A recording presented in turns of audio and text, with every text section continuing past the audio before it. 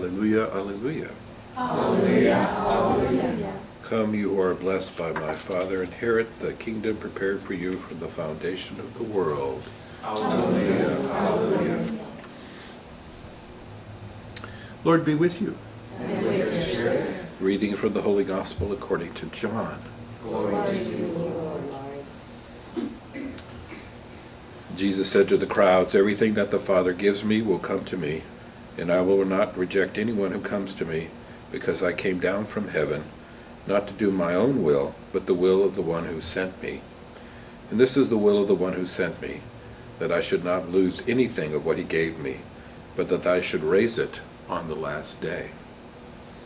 For this is the will of my Father, that everyone who sees the Son and believes in him may have eternal life, and I shall raise him on the last day."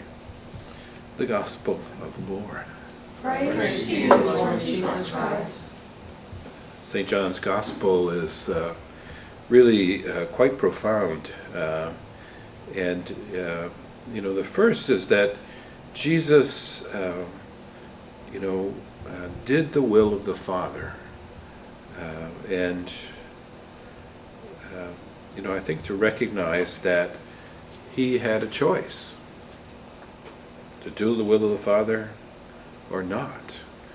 And he gave us really a powerful example of what it means to do the will of the Father.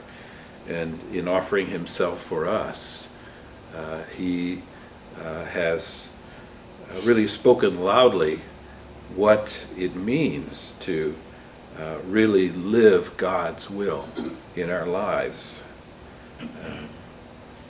The second piece is that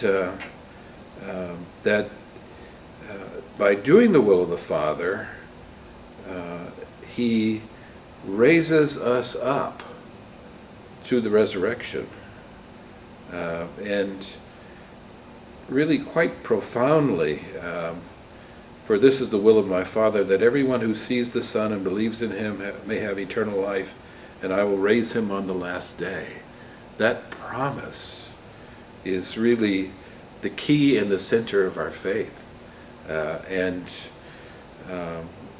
To be able to take that belief into this moment of the Eucharist, this moment when Jesus, who followed the will of the Father, gave himself for us, also shares with us the promise of eternal life.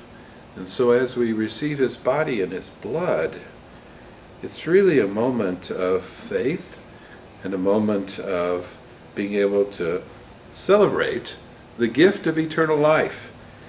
And that's really the promise made to each of us. And so we also remember all those that have gone before us. So all our family members who died, all the people we know who've died. I think of all the hundreds, if not thousands of people I've buried over the last 44 years. Each of them to share an eternal life in Jesus' promise, and I shall raise them on the last day.